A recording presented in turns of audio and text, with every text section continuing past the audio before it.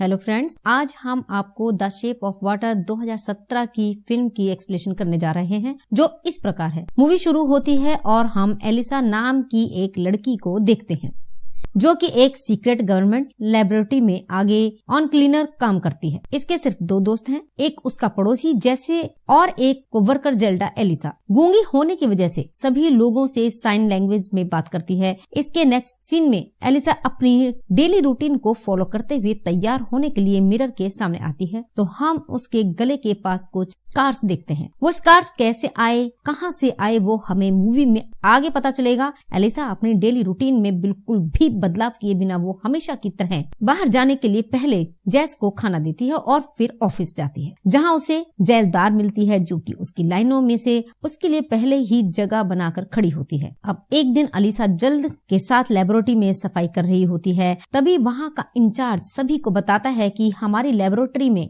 एक नया प्रोजेक्ट आने वाला है। तो अभी वहां का गेट ओपन होता है और एक नई मशीन अंदर आती है। इसमें बहुत सारा पानी होता है। पानी ज्यादा होने के कारण अंदर कुछ नजर नहीं आ रहा होता है। उसके बाद एलिसा कोर्स मशीन में कुछ नजर आता है। तब एलिसा चेक करने के लिए उसे मशीन के पास जाती है, अपनी हाथ से साउंड करती है। तभी कोई अजीब सा क्रिएचर अपना हाथ ऊपर की ओर मारता है और जिसके बाद वहाँ की सभी साइंटिस्ट और सिक्योरिटी एक्शन में आ जाते हैं और सभी को बाहर निकाल देते हैं। उसके अगले दिन मेल वॉशरूम साफ करता है और एलिस और जेलिंडा कॉलन रिचर्ड को देखते हैं कि जो क्रिएचर को यहाँ पर लाया था वही वहाँ का इंचार्ज भी है। एलिसा बेसिन को साफ करते हुए उसके वेपन को हाथ लगाने लगती है, तो कॉलन और एलिसा को रोक देता है। और अब जब कॉलन और अपना वेपन उठाकर यहाँ से जाने लगते हैं, तो वेपन पर लगा हुआ ब्लड बेसिन पर गिर जाता है, जिसके बाद एलिसा काफी डिस्टर्ब हो जाती है। नेक्स्ट में एलिसा और झंडा उसे स्पेशल पार्ट के बाहर सफाई कर रही होती है। तभी कॉलन और ब्लड से भरे हुए शर्ट से बाहर आता है और उसकी 2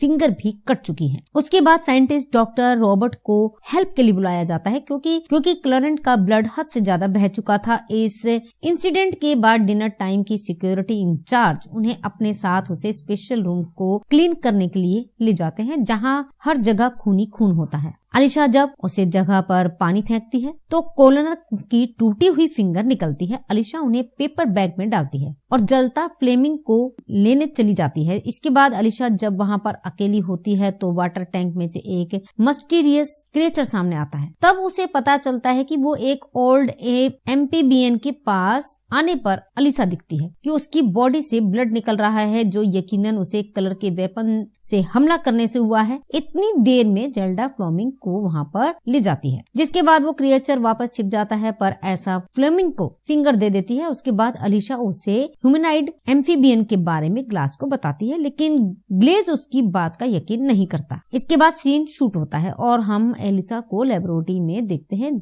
जो कि वहां पर जो सभी से छुपकर उसे क्रिएचर के रूप में ले जाती है। इस बार वो उसे वाटर पूल में बंधा हुआ मिलता है। इसके बाद एलिसा उसे पूल के पास एग और चम्मच से एक साउंड क्रिएट करती है, जिसकी आवाज सुनकर वो क्रिएचर पानी से बाहर आ जाता है। इसके बाद एलिसा एग को पील करके उसे क्रिएचर को दिखाती है। एम्फीबियन उसको लेने के लिए एलिसा के पास आता है। इसके बाद एलिसा उसे एग को उसकी तरफ रख देती है, तो वो क्रिएचर दर की आवाज निकालता है, जिससे एलिसा डरकर उसे दूर हो जाती है और एग को पूल के ऊपर रख देती है। इसके बाद एलिसा उसे क्रिएचर को अपनी साइन लैंग्वेज में उसे लेने के लिए कहती है। तब वो एग को लेकर वापस पानी में चला जाता है। एलिसा जो वो उसे रूम से बाहर आती है, तो कॉलोनाइजर को बुलाने पर एलिसा और जल्द उसे रूम में आ जाती है, जहाँ पर कलर बहुत ही गुस्से में होता है, क्योंकि एलिसन ने जिस पेपर बैग में उसकी फिंगर डाली थी उसमें मस्टर्ड था, जो कि उसकी फिंगर में लग गया था। उसके बाद वो उन दोनों को इंफॉर्मेशन फाइल के सामने रखकर उससे क्वेश्चन करता है, जिसके बाद आंसर सिर्फ जेंडर देती है। कलर के पूछने पर जल्द बताती है कि एलिसा म्यूट है। उसके बाद एलिसा के गले पर स्कार्स देखते हुए कॉलर पूछता है कि ये कैसे हुआ। तभी वेल्ड एलिसा साइन लैंग्वेज समझाते हुए से बताती है कि उसे खुद भी नहीं पता कि ये क्यों है। वो लोग को रिवर के पास इन्हीं स्कार्स के साथ मिली थी जब छोटी सी बच्ची थी। कॉलन और एलिसा की पूछताछ करने के बाद उसे बताता है कि वो स्क्रैचर को साउथ अमेरिका अमेरिका के रिवर लाया है। इसी दौरान वो उन दोनों को कॉल आने पर यहाँ से जाने के लिए कहता है। कॉल पर जनरल हो जाता है। जनरल कॉर्नर से मिलते हुए कहता है कि ताकि उसे क्रीचर के बारे में कोई डिसीजन लिया जा सके। इसके बाद सीन शिफ्ट होकर उसे क्रीचर पर जाता है, जो कि एग के छिलके पर एलिसा द्वारा किए गए साइन को रिपीट कर रहा होता है। उसकी हरकतें देखकर ऐसा लगता है कि जैसा कि वो एलिसा को बहुत ही मिस कर रहा हो। इस बार एलिसा क्रीचर से मिलने के लिए एक म्यूजिक प्लेयर लेकर आती है। वो म्यूजिक प्ले करके एग को पूल पर रख देती है और सैंडविच खाने लगती है। जब वो क्रीचर फूल से हाथ निकालकर उसे सेक के लेटा है तो एल्सा म्यूजिक बंद कर देती है। म्यूजिक की आवाज न आने पर वो क्रीचर एल्सा को दोबारा म्यूजिक प्ले करने के लिए कहता है। इसके बाद दोनों म्यूजिक सुनते हैं, अपना म्यूट एंजॉय करते हैं। क्रीचर एलिसा की साइन लैंग्वेज सीख रहा होता है और दोनों ही अपने साइन लैंग्वेज में एक दूसरे से बात करते हैं। अब इन दोनों को देखकर ऐसा लगता है कि दोनों बहुत ही क्लोज हो रहे हैं और एक दूसरे को कंपनी एंजॉय कर रहे हैं। एक दिन जब एलिस हाउस क्रीचर से कम्युनिकेट कर रही होती है तो डॉक्टर हॉस्टेलर उन दोनों को देख लेता है और इस तरह कम्युनिकेशन करते हुए बहुत ही हैरान हो जाते हैं। इसके बाद सीन डॉक्टर हॉस्टेलर पर शिफ्ट होता है, जहाँ पर हमें ये पता लगता है कि वो डॉक्टर नहीं बल्कि एक रशियन पाई है जिसका असली नाम दिमित्री मोसिन को है। और इसके बाद वो अपनी लीडर से बात करते हुए इस क्रीचर को पिक दिखाता है और सारी डिटेल देता है। इस बार एलिसा अब उसे क्रीचर से मिलने आती है तो वो क्रीचर बहुत ही जख्मी हालत में होता है। एलिसा परेशान होकर उसे क्रीचर की तरफ बढ़ ही रही थी कि तभी अचानक से पीछे से आवाज आती है और वो एक जगह छुप जाती है। इतने में डोर खोलो ना अंदर आता है और क्रीचर को टॉर्चर करने लगता है। वो जनरल वेट भी ए जाता है और वो उसे देखकर हैरान होता है कि Amazon.p नेटिव्स इसको गोद वांट करो उसकी पूजा करते। द डॉक्टर रॉबर्ट एल्सा को वहाँ पर देख लेटा, मगर वहाँ इसके बारे में किसी को कुछ नहीं बताता है। जनरल वहाँ होता है, कॉर्नर को उस पर दिस एक्शन करने को कहता है ताकि उसको स्पेस की तरह एडवांटेज हो, लेकिन वो डॉक्टर उन्हें रोकने की बहुत कोशिश करता है लेकिन कोई भी उसकी बात नहीं सुनता। इन सभी चीजों की वजह से बहुत ही डिस्टर्ब हो जाता है। वो जालस के पास जाकर उसे मदद मांगती है ताकि वो क्रीचर को वहाँ से बाहर निकाल सके। एलिसा जैसे ही कहती है कि वो स्क्रैचर के साथ बहुत ही डिफरेंट और खुशी फील करती है। जय इस पहले तो उसकी बात नहीं मानता है लेकिन वो एलिसा के उदास से चेहरे को देखकर उसकी बात मान जाता है। दूसरी तरफ हम देखते हैं कि डॉक्टर हॉस्टेलर वापस अपनी रशियन बॉस से मिलता है, जो डॉक्टर हॉस्टेलर को उसे क्रीचर को मारने का ऑर्डर देता है ताकि उसे गंदे टॉर्चर से बचा सके। अब एक तरफ एलिसा जैसे कि साथ मिलकर उसे क्रीचर को लैब से निकलने का प्लान बना रही होती है, तो दूसरी तरफ डॉक्टर हॉस्टेलर कलर के रूम में आकर उसे लास्ट टाइम कन्विंस करने की कोशिश करता है लेकिन कोलोनियल उसे बात से कन्विंस नहीं होता है। लेकिन डॉक्टर उसे स्टेनलेस के रूप में लगे कैमरे को मोड़ता हुआ देख लेता है। सीन शूट होने के पर जल्द एलिसा को ढूंढ रही होती है और उससे कहीं ना कहीं पानी पर वो खुद ही उसकी लिविंग अटेंडेंस लगा देती है। दूसरी तरफ जब एलिस और स्क्रैचर को ले जाने के लिए गेट खोल रही थी तब डॉक्टर हॉस्टेलर उसकी हेल्प करता है। सीन ग्लास की तरफ शिफ्ट होता है जो कि एक लॉन्ड्री बस की लेबोरेटरी में एंट्री करता है, लेकिन गार्ड को उस पर शक हो जाता है और साथ ही कॉलोनी उसे बस को कैमरे में देखा लेटा होता है। गार्ड को ऑनर को बताता है आज लॉन्ड्री बस में नहीं आना था। ये सुनकर कॉलन उस तरफ बढ़ता है लेकिन इतनी देर में डॉक्टर लाइट ऑफ करके एलिसा के पास पहुंचता है और वहां पर जल्द ही उसे ढूंढते हुए वहां पर पहुंच चुकी होती है। एलिसा को रोकने की बहुत कोशिश करती है लेकिन एलिसा उसकी कोई भी बात नहीं सुनती। डॉक्टर होम गार्ड को जख्मी करके बस को आग लगाता है और एलिसा और इस स्क्रैचर को उसे बस में बैठक ले जाते हैं। कोलारा वहां पर पहुंचकर उसे बस में फायरिंग करता है मगर उसे रोक नहीं पाता। इसके बाद कलर जल्द से उसके क्रीचर के रूम में पहुंच जाता है। उसे वहां न देखकर बहुत गुस्सा होता है। नेक्स्ट सीन में गुलन को होती है कि कोल्टी की जो उसे थ्रेड करता है कि अगर तुमने उसे क्रीचर को न ढूंढा तो तुम्हें जॉब से निकाल दिया जाएगा। और दूसरी तरफ एलिसा क्रीचर को कनाल में छोड़ने के लिए जाती है और वहां पर नोटिस पड़ती है कि अब अक्टूबर और नवंबर में कनाल का पानी 30 फीट हो जाता है। तब उसके डोर ओशन की तरफ खुलती है और इसके बाद एलिसा इस क्रीचर को उसी दिन रिलीज करने की माइंड बनाती है। नेक्स्ट डे एलिसा जब वहां पर जॉब पर आते हैं तो उन्हें भी बाकी स्टाफ की तरह इन्वेस्टिगेशन के लिए बुलाया जाता है, मगर उनकी लिविंग अटेंडेंस उन सभी स्टाफ से होने से पहले उन पर शक नहीं किया जाता। तब सीनू क्रीचर की तरफ जाता है जहाँ पर इक्लीस क्रीचर के पास बैठकर स्केचिंग कर रहा होता है, लेकिन तभी उसकी आंख लग जाती है। वह क्रीचर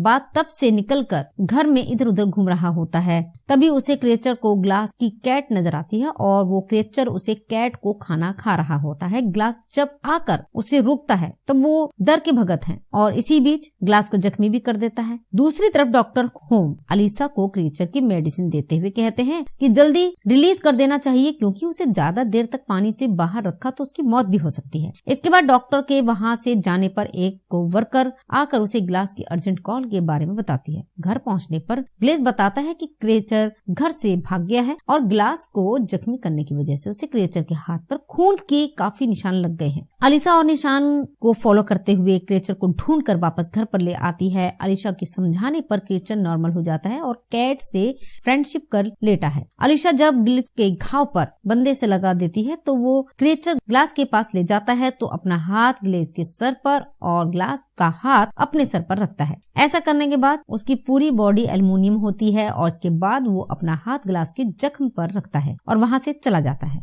जब अगली सुबह सोकर उठता है तब उसकी बैंडेज उतारने पर दिखाया जाता है कि जख्म बिल्कुल गायब है और ग्लास के सर पर भी बाल आ गए हैं जो इस क्रिएचर ने मैजिकल हील किया था। वक्त के साथ दिखाया जाता है कि अलीसा और वो क्रिएचर बहुत ही करीब आ गए हैं और एक दूसरे से मोहब्बत करने लगे हैं। एक दिन अलीसा जब टनल बंद करके वॉशरूम में बहुत सारा पानी जमा कर लेती है तो दोनों मिलकर इसमें रोमांस करते हैं, मगर बिल्डिंग बहुत ही पुरानी होने की वजह से पानी नीचे फ्लैट्स में जाना शुरू हो जाता है। कंप्लेन आने पर जब ग्लिस वॉशरूम का दरवाजा खोलता है तो क्रिएचर को एलिसा के इतने पास देख वो उन्हें डिस्टर्ब नहीं करता। दिबायदी पानी से दूर होने की वजह से क्रिएचर की हालत खराब हो रही होती है। जो कंटिन्यूअसली जनरल होते हैं को अवॉइड करने की वजह से जनरल हॉलीडे वहां पर खुद पहुंच जाता है और कोलार को उसे क्रिएचर को 36 घंटे के अंदर ढूंढने के लिए कहता है। कोलोनाइजर डॉक्टर हॉस्पिटलर पर होता है जिस वजह से कलरेंट उसे डॉक्टर पर काफी दिन से अपनी नजर बनाए हुए होता है, जिसके बाद वो अब उसको फॉलो करते हुए डॉक्टर और रशियन के बीच बात होते हुए सुन लेता है। रशियन डॉक्टर को अपने मिशन में सक्सेस न होने पर मरने के लिए फायरिंग करते हैं, मगर कोलन और वहां पर आकर सभी लोगों को मार देता है और डॉक्टर से इंफॉर्मेशन निकालने के लिए उसे जख्मी हालत में काफी टॉर्चर करता है, जिसमें डॉक्टर और उसे एलिसा और जेल्डा का नाम बता देता है। इसके बाद कोलरा झंडा के घर पहुंचता है, जिसके पास डेल्टा का हस्बैंड बताता है कि वो क्रिएचर एलिसा के पास है। यहाँ से निकल जाने के बाद तुरंत एलिसा को